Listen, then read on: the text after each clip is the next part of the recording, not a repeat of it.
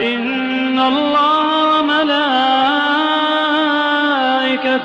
يصلون على النبي يا أيها الذين آمنوا صلوا عليه وسلموا تسليما.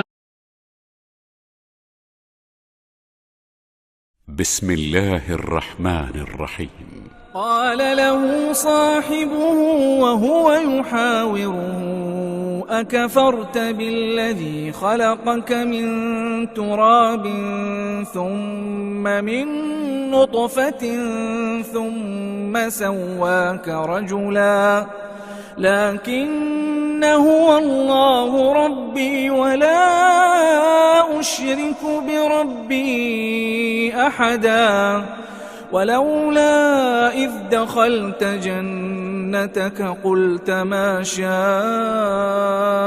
الله لا قوة إلا بالله إن ترني أنا أقل منك مالا وولدا فعسى ربي أن يؤتيني خيرا من جنتك ويرسل عليها حسبانا من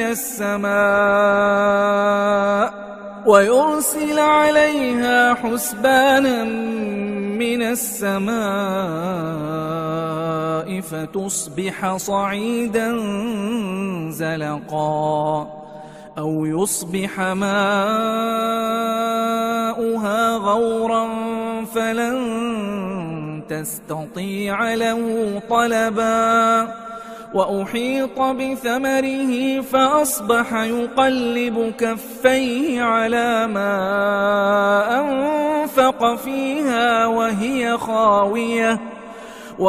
خاوية على عروشها ويقول يا ليتني لم أشرك بربي أحدا ولم تكن له فئة ينصرونه من دون الله وما كان منتصرا هنالك الولاية لله الحق هو خير ثوابا وخير عقبا.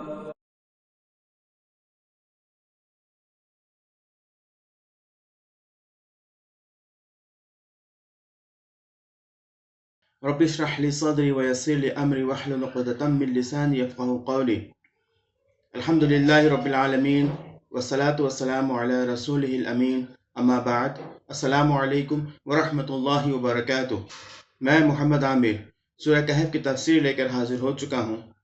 इंशाअल्लाह आज आयत नंबर 37 से आयत नंबर 44 तक की तफसीर हम पढ़ेंगे। पिछली क्लास में पिछले हफ्ते हमने ये देखा और हमने ये जाना कि किस तरीके से अल्लाह की दी हुई चीज़ों को एक काफिर बंदे ने, एक ऐसा इंसान जिसको अल्लाह ताला ने बहुत नवाजा था, बहुत ज़्यादा उसे अल्लाह ताला ने दौलत दिया था और इसी तरीके से बहुत ज़्यादा उसे रुतबा अता किया था इस दुनिया के अंदर। उसे 2 बाग दिए थे जो बहुत हरे भरे थे और बहुत ज़्यादा फल देने वाले बाग थे। इसके बावजूद भी उसने इन सारी चीज़ों को अपने साथ जोड़ा और इस बात पर उसे घमंड था। इस वजह से घमंड ने उसकी आंखों को बंद कर दिया, वो अंधा हो गया, वो बहरा हो गया और उसने अल्लाह के साथ शिर्क किया।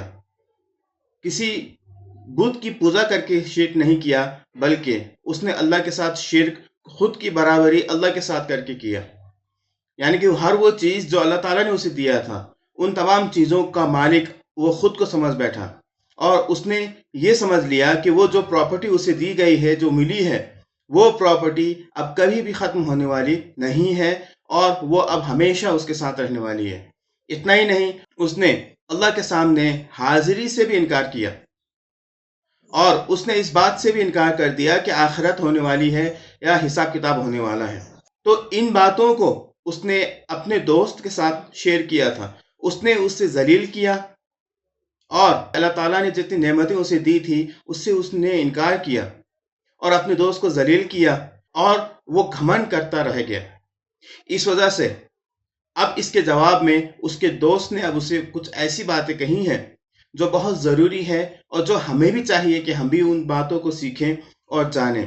اللہ رب العزت نے اس شخص کو جو نعمتیں عطا کی تھی ان نعمتوں کے بیان کے لیے 4 آیتوں کا سہارا لیا، کہا کہ کس طریقے سے اللہ نے ان کو نعمتیں عطا کی، کس طریقے کی نعمت عطا کی اور کیسے کیسے نعمتوں سے اسے نوازا اور کتنا زیادہ سپورٹ اسے دیا تھا۔ اس بات کا خلاصہ اللہ تعالیٰ نے 4 آیتوں میں کیا۔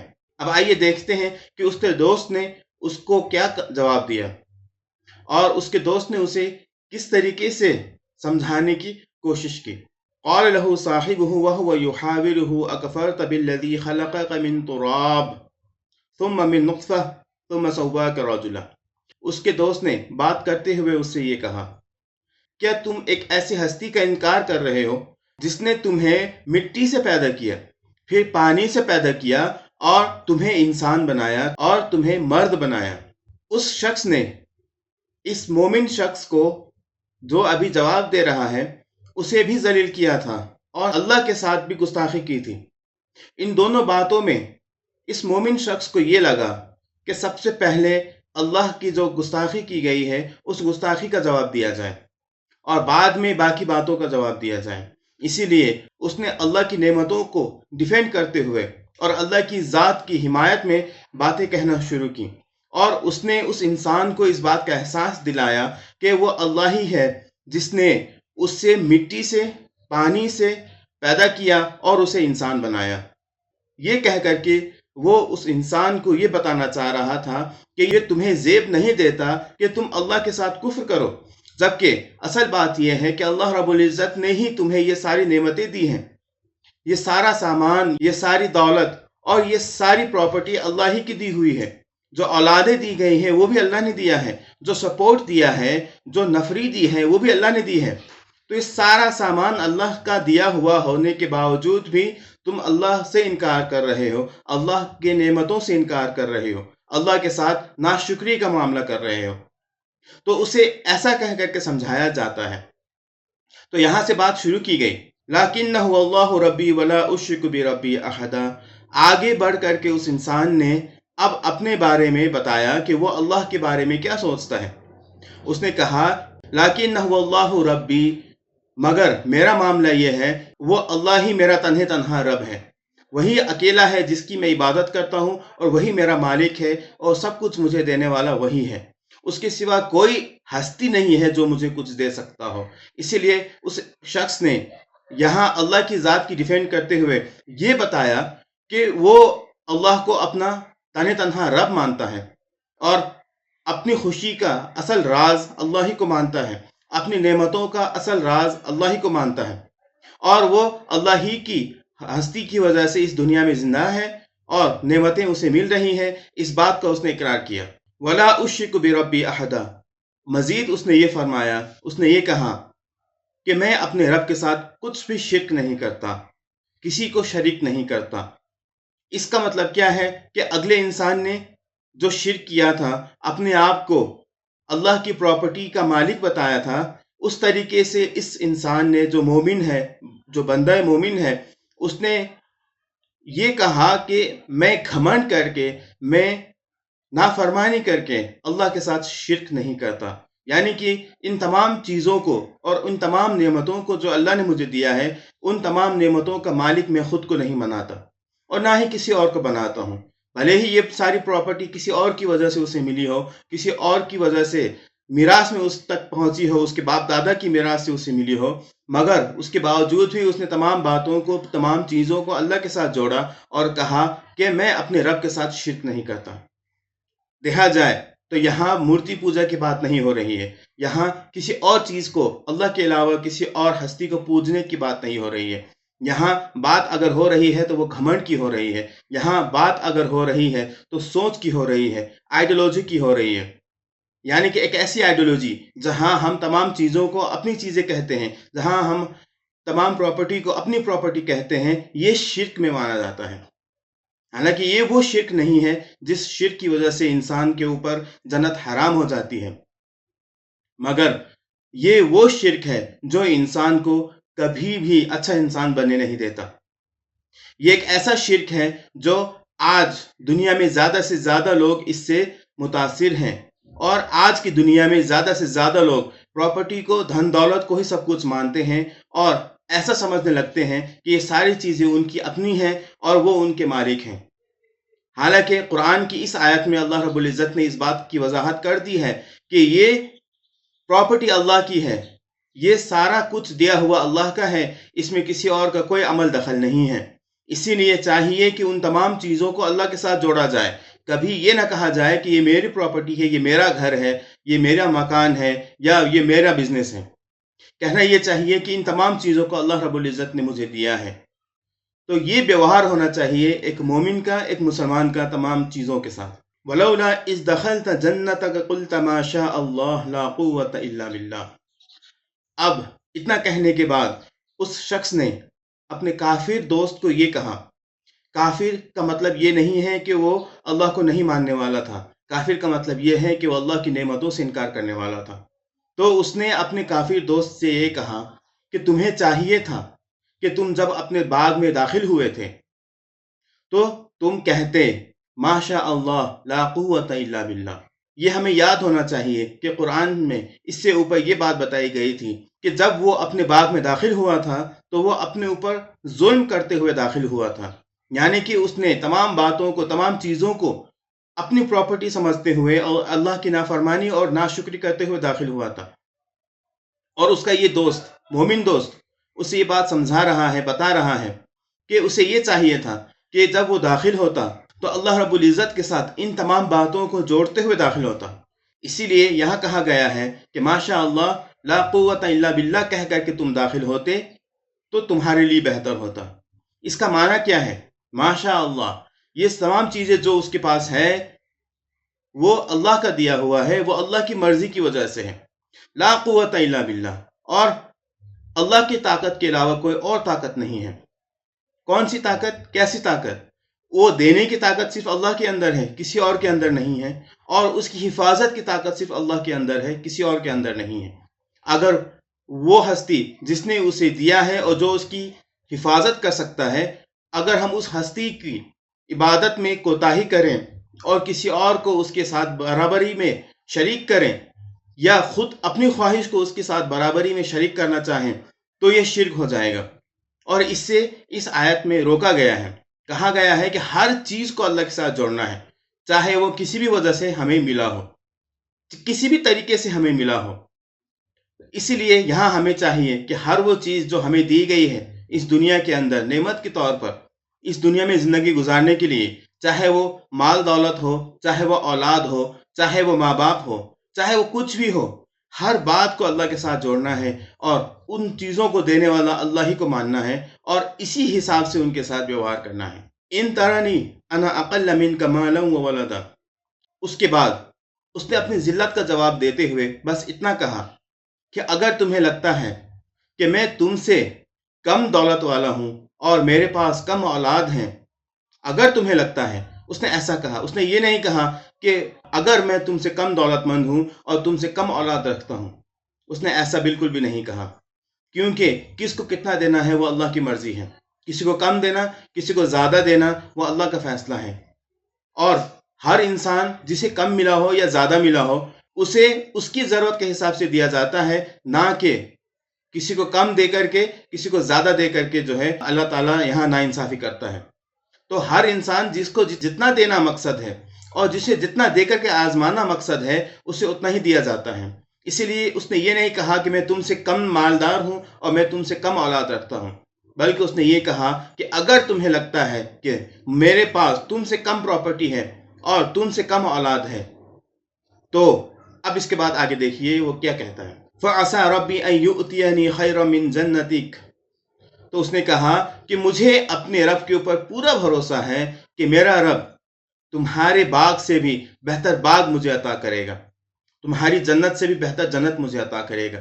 یہاں جنت کہنے کا مقصد ایک یہ ہے کہ جنت کا معنی عربی میں باغ ہے، اور یہاں جنت کہنے کا مقصد یہ بھی ہے کہ وہ کافر شخص اپنی اس دنیاوی زندگی کو ہی جنت سمجھ بیٹھا تھا، اسی لیے اس نے آخرت میں اللہ کے سامنے حساب کتاب سے انکار کر دیا تھا۔ دونوں باتوں کا جواب دیا اس نے، اور یہ کہا کہ اگر تمہیں لگتا ہے کہ میں کم مالدار ہوں اور میری اولاد کم ہے تو مجھے اپنے رب پر پورا بھروسہ ہے کہ وہ مجھے تمہاری جنت سے یعنی کہ تمہارے باغ سے بہتر باغ عطا کرے گا، اب چاہے وہ اس دنیا میں ہو یا آخرت میں ہو۔ دونوں ہی صورت میں یہ اللہ تعالیٰ کی طرف سے ہی مانا جائے گا، اور اللہ تعالیٰ چاہے اسے دنیا میں دے یا آخرت میں دے، وہ دونوں ہی صورت کو قبول کرنے کے لیے تیار ہے۔ وَيُرْسِلَ عَلَيْهَا حُسْبَانًا مِّنَ السَّمَاءِ، ایسا ہو سکتا ہے کہ اللہ آسمان سے کوئی آفت بھیج دے ان باغات کے اوپر، فَتُصْبِحَ صَعِيدًا زَلَقًا، اور نتیجتاً وہ ایک باغ نہ رہے بلکہ وہ ایک چٹیل میدان بن جائے جہاں کچھ بھی نہ اگ سکتا ہو نہ پھل سکتا ہو، یعنی کہ وہ بے جان زمین بن کے رہ جائے۔ ایسا ہو سکتا ہے، اللہ کبھی بھی ایسا کر سکتا ہے۔ اسی لیے ہمارے پاس جو پراپرٹی ہے، ہمارے پاس جو دھن دولت ہے، اس پر ہمیں کبھی نہیں اترانا چاہیے اور کبھی بھی گھمنڈ نہیں کرنا چاہیے۔ اوپر جو کہا گیا کہ مٹی اور پانی سے پیدا کیا گیا ہے، تو مٹی اور پانی سے پیدا ہونے والی چیز کے اندر گھمنڈ اچھا نہیں لگتا۔ ہر وہ انسان جسے اللہ تعالیٰ نے مٹی اور پانی سے پیدا کیا ہو، جس کی شروعات مٹی سے کی گئی ہے اور پھر سلسلہ پانی سے کیا گیا ہو، ایسی چیز کو کبھی بھی گھمنڈ نہیں کرنا چاہیے، کیونکہ وہ گھمنڈ کے لائق نہیں ہے۔ او یصبح ماؤها غورا، یا پھر جو دو باغ کے بیچ میں جو ندی تھی، اس ندی کے پانی کو اللہ تعالیٰ سکھا دے، اس کو زمین کے اندر بھیج دے۔ ایسا ہو سکتا ہے۔ یہ ایک مومن شخص اسے نصیحت کر رہا ہے اور اسے بتا رہا ہے کہ اتراؤ نہیں، یا تو آسمان سے کوئی آفت آ سکتی ہے تمہارے باغ کے اوپر، یا تمہاری باغ کو جو ہرا بھرا رکھنے کے لیے اللہ تعالیٰ نے پانی کا انتظام کیا ہے، وہ پانی غائب ہو سکتا ہے، پانی زمین کے اندر چلا جا سکتا ہے، اس کے بعد وہ باغ باقی نہیں رہے گا۔ فَلَن تَسْتَطِيعَ لَهُ طَلَبًا، اگر ایسا ہو گیا تو تم اس پانی کو دوبارہ نہیں لا سکو گے، پھر دوبارہ پانی کا انتظام تم نہیں کر سکو گے۔ وَأُحِيطَ بِثَمَرِهِ، 4 آیتوں کے ذریعے سے اللہ تعالیٰ نے اس باغ کی تعریف کی تھی، اور اس شخص کو اللہ تعالیٰ نے کیا کیا نعمتیں دی تھیں اسے اللہ تعالیٰ نے 4 آیتوں میں بتایا، مگر صرف 2 لفظ میں اللہ تعالیٰ نے یہ بات بتا دیا کہ وہ تمام نعمتیں ختم کر دی گئیں۔ وَأُحِيطَ بِثَمَرِهِ، اور اس کی پراپرٹی ختم ہو گئی۔ یعنی کہ یہ ایک بہت بڑی دلیل ہے کہ وہ پراپرٹی اللہ کی نظر میں کچھ نہیں تھی۔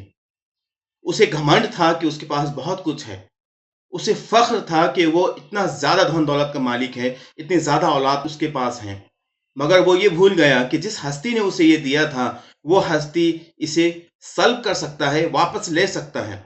ایسا ہی ہوا، اللہ تعالیٰ نے اس کی تمام پراپرٹی کو اور اس کے اولاد کو ختم کر دیا۔ وَأُحِيطَ بِثَمَرِهِ، مگر یہاں یہ نہیں بتایا گیا کہ کس طریقے سے ختم کیا گیا ہے، مگر مقصد یہاں یہ تھا بتانا کہ اس کی جو پراپرٹی تھی، اس کا جو گھمنڈ تھا، وہ چور چور کر دیا گیا، اس کی پراپرٹی کو ختم کر دیا گیا، اس کے گھمنڈ کو توڑ دیا گیا۔ وَأُحِيطَ بِثَمَرِهِ، اور اس کی پراپرٹی ختم کر دی گئی، اس کے پھل ختم ہو گئے۔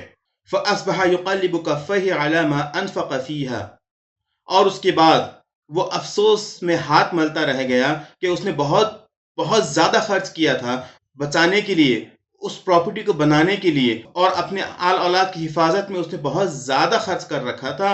وہ تمام خرچ کرنا اس کا بیکار چلا گیا، کیونکہ اللہ تعالیٰ نے ساری چیزوں کو سلب کر لیا اور ختم کر دیا۔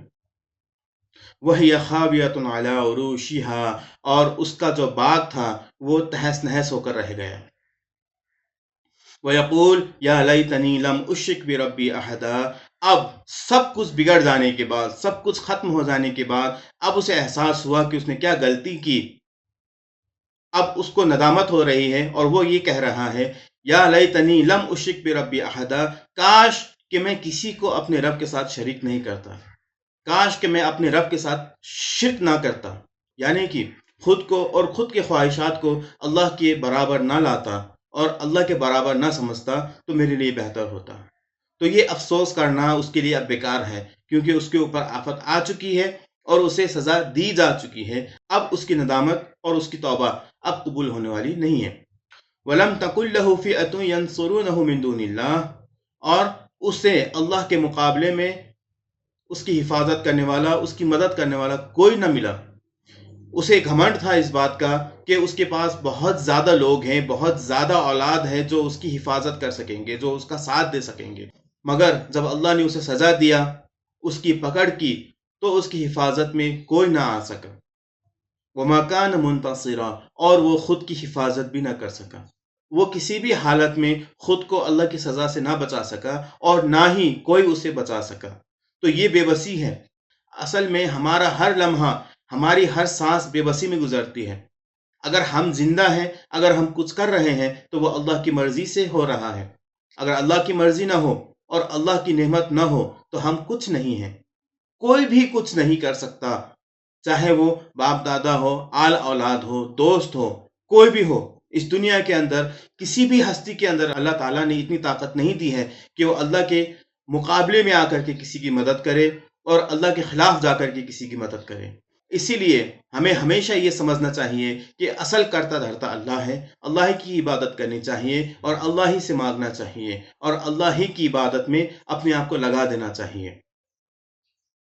یہی ہمارے لیے فائدے کا سودا ہو سکتا ہے، ورنہ اس کے علاوہ اگر ہم کبھی بھی کسی بھی چیز میں اللہ کے ساتھ شرک کرتے ہیں، چاہے وہ شرک مورتی پوجا کر کے ہو، یا وہ شرک خود کے خواہشات کو یا کسی انسان کو یا کسی بھی ہستی کو اللہ کے ساتھ جوڑ کر ہو، کسی کی ہستی کو اللہ کے ساتھ برابری کر کے ہو، ان دونوں ہی صورتوں میں وہ شرک ہمیں تباہ و برباد کر کے رکھ دے گا۔ اسی لیے ہمیں چاہیے کہ ہم اللہ کی فرما برداری میں اپنی زندگی کو گزاریں اور اللہ کی نعمت کا شکر ادا کرتے رہیں۔ ہر سانس ہمیں دعوت دیتی ہے کہ ہم اللہ کا شکر ادا کریں، کیونکہ اگر یہ سانس رک جائے، اگر ہمیں اس لائق بنا دیا جائے کہ ہم سانس ہی نہ لے پائیں، اگر ہمارا لنگس تباہ برباد کر دیا جائے، لنگس کو بگاڑ دیا جائے، ختم کر دیا جائے، تو ہم سانس نہیں لے سکیں گے۔ تب جا کر کے اللہ کی ہستی اور اللہ کی طاقت سمجھ میں آتی ہے۔ اسی لیے چاہیے کہ ہر سانس میں اللہ کا شکر ادا کیا جائے اور ہر نعمت میں اللہ کا شکر ادا کیا جائے۔ اگر ہمیں کوئی چیز مل رہی ہو یا نہ مل رہی ہو، اگر ہماری پراپرٹی میں اضافہ ہو رہا ہو یا نہ ہو رہا ہو، ہمیں چاہیے کہ ہم صرف سانس لینے کی وجہ سے ہی اللہ کا شکر ادا کریں، کیونکہ وہ سانس کبھی بھی چھینی جا سکتی ہے اور جو چیزیں ہمیں دی گئی ہیں وہ چیزیں کبھی بھی ختم کی جا سکتی ہیں۔ ہنالک الولایۃ للہ الحق، اصل مدد کرنے کی طاقت صرف اللہ کے پاس ہے۔ اللہ ہی ہے جو سچ میں لوگوں کی مدد کر سکتا ہے اور کوئی نہیں کر سکتا۔ وہ خیر ثوابا و خیر عقبا، وہی ثواب دینے والا ہے اور وہی انجام کو بنانے والا ہے۔ اچھے انجام کا مالک بھی وہی ہے اور ثواب کا مالک بھی وہی ہے۔ اسی لیے اگر ہمیں ثواب چاہیے یا ہمیں اچھا انجام چاہیے تو ہم اللہ کے ساتھ شرک نہ کریں، صرف اللہ ہی سے مانگیں، اللہ ہی کے سامنے اپنی جھولی پھیلائیں اور اللہ ہی سے گڑ گڑا کے توبہ کریں اور اپنی خواہشات کو طلب کریں۔ یہی ہمارے لیے بہتر ہوگا، ورنہ ہماری زندگی کا خاتمہ اور ہمارا انجام برا سے برا ہو سکتا ہے۔ وہ اس بات پر ڈیپینڈ کرتا ہے کہ ہم کتنا زیادہ اللہ کے ساتھ نافرمانی کرتے ہیں۔ اسی لیے اللہ تعالیٰ سے دعا ہے کہ اللہ تعالیٰ ہمیں نافرمانی سے بچائے اور اپنی نعمت کا شکر ادا کرنے کی ہمیں توفیق عطا فرمائے، اور ہر سانس کی خاطر اللہ تعالیٰ کا شکر ادا کرنے کی اللہ ہمیں توفیق عطا فرمائے۔ آمین۔ وآخر دعوانا ان الحمد للہ رب العالمین۔